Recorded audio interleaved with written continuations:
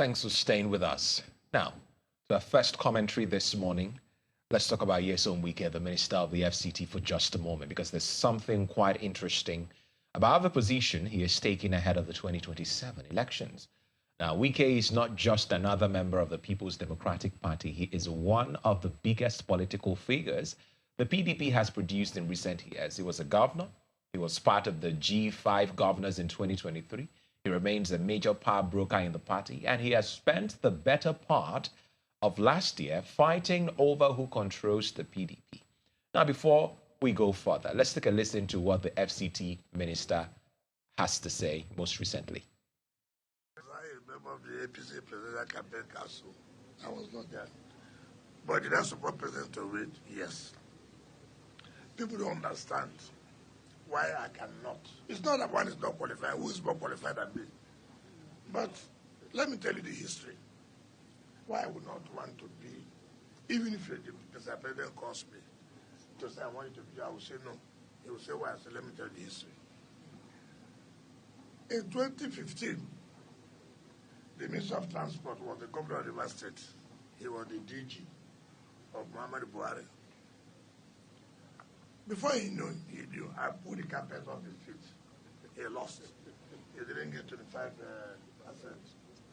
In 2019, he was Minister of Transport. He became the DG. He lost the state too. Olusegun Saraki, Bukola Saraki, was the DG of Atiku campaign in 2019. He was running around doing articulate. I called him. What are you doing articulate? Go home. He lost his state. Lost his one seat too. In 2023, Amiru Tamboa became DG of Atiku. He lost his state. In the same 2023, Lalong was the DG of the parent president. He lost his state. I don't want to lose my state. I will be in my state. I have two states, FCT and Rivers State. What's important is, are you able to deliver those two states? So it's not about being DG. If you're a DG, you don't win your state. What's the essence of the DG? So everything matters about states. It's not about being a member of the campaign council. Every politics is local.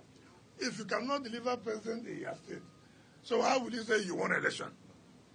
If you lose your own state, even if you're a DG, you'll be ashamed. When you say you won, they'll say you won what? You use my word to say you won. Why did you win your own?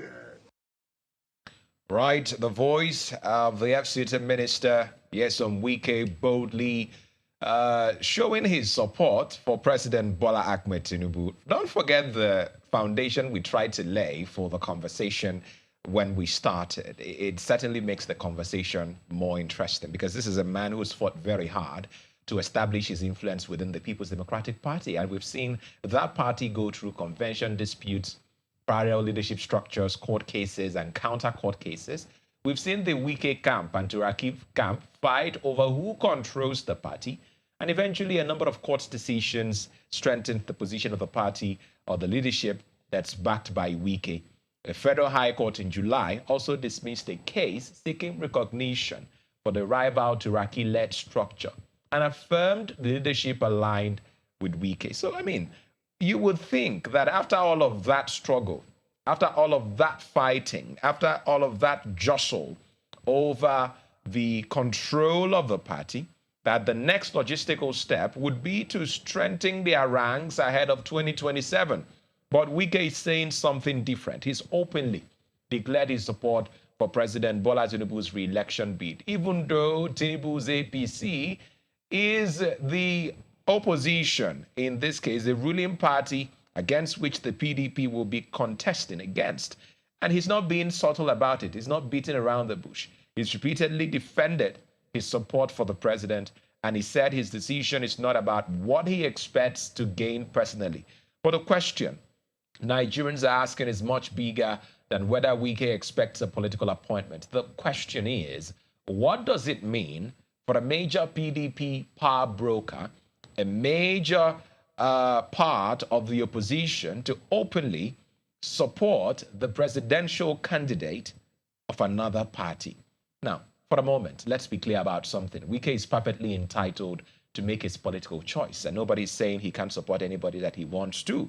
But politics is about responsibility and consequences. Now, if you've spent months fighting to establish control over a political party, Nigerians are entitled to ask what you intend to do with that influence. I mean, we've tried to give you the background. In and out of court, cases here and there, a jostle over, who has control, over who is the recognized faction. We've seen convention disputes, the one that was called the Amala Convention and the one that was called the Suya Convention and all of that.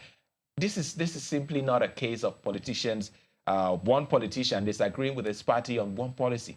Wike has been at the center of PDP's internal power struggle. And in fact, he's positioned himself as one of the people determining the direction of the party. And now his camp has produced a presidential candidate for 2027 in the person of Sandy Honor. And Wike aligned leadership has insisted that its structure is the legitimate PDP structure.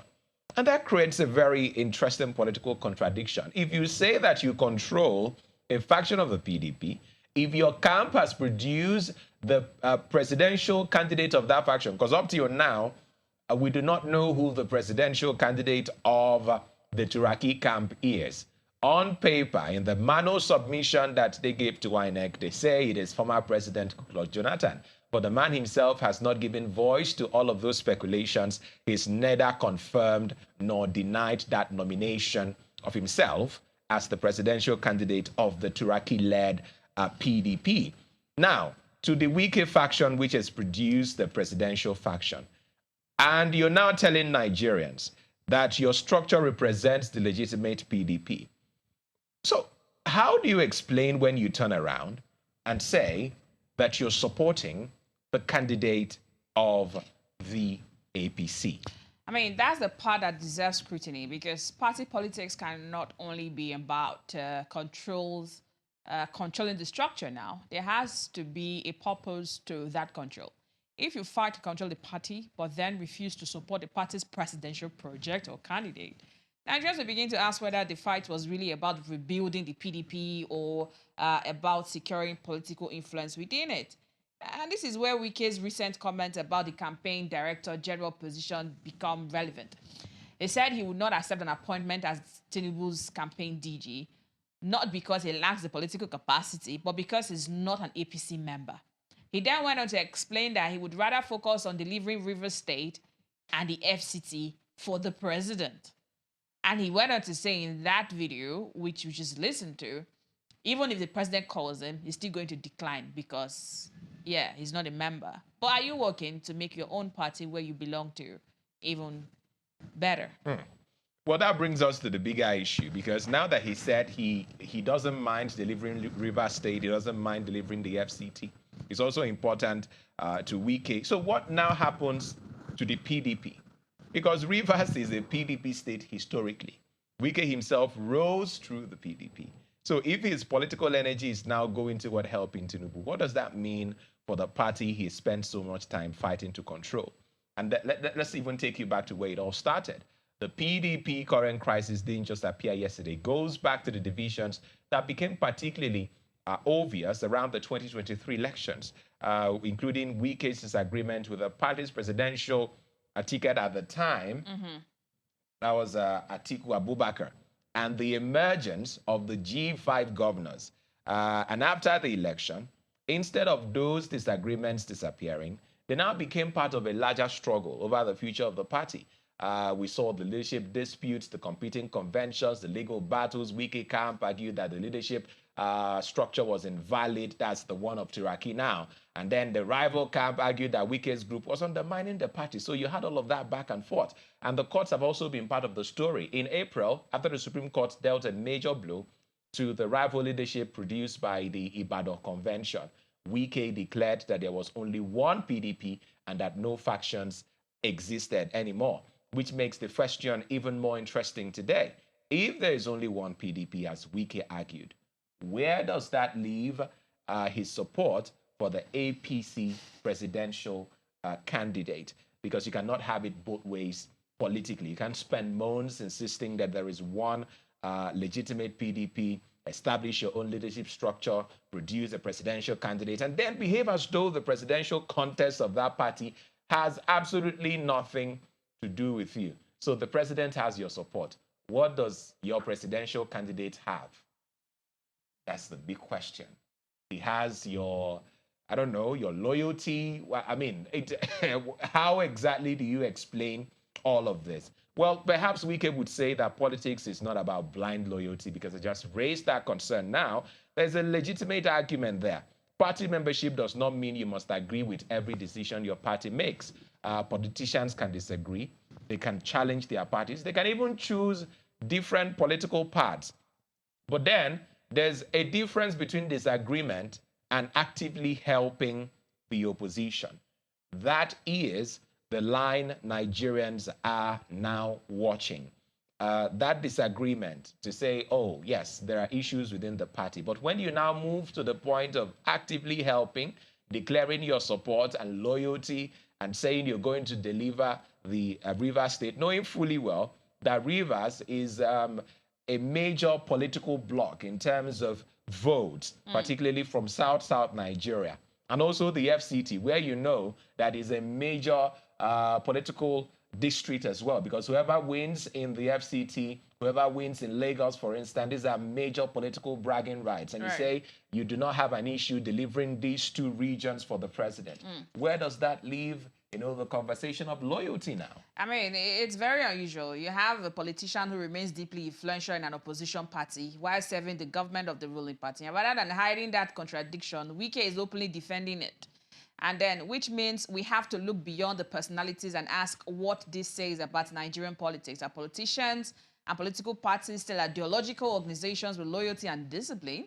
Or have they become platforms through which individual politicians negotiate power and influence? Because 1 minute you have one person being a spokesperson for one and saying one thing, and the next minute the person moves to another party, and then the same thing he had gone against in the previous party, he is now openly supporting that same motion that he moved before. So you begin to ask, is there an ideology, or we're just moving with the wave of this is where I am now? I'll support whatever it is. If I move to this way, whatever they were supporting here that wasn't supporting here, I'm open to support anything. Is that how we're rolling now? Is that the politics we're playing now? But then we'll see how this unfolds. The political campaign has been set up, the committee has been set up, which also has a lot of questions as regards to that.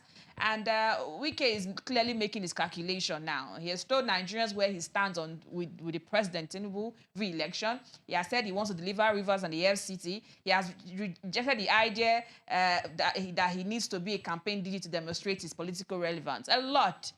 Like we said, we're already in the political season. Campaigns have started. We'll see how this unfolds and play out in coming days and weeks. Absolutely. Nigerian politicians becoming increasingly comfortable with political alliances that cross party lines. So voters also have a right to understand what those alliances mean. We'll be watching to see not just who politicians support, but what they do with the influence they have built. And, well, that's where we put it at a rest on that particular conversation about political alliances and political conversations, calculations ahead of 2027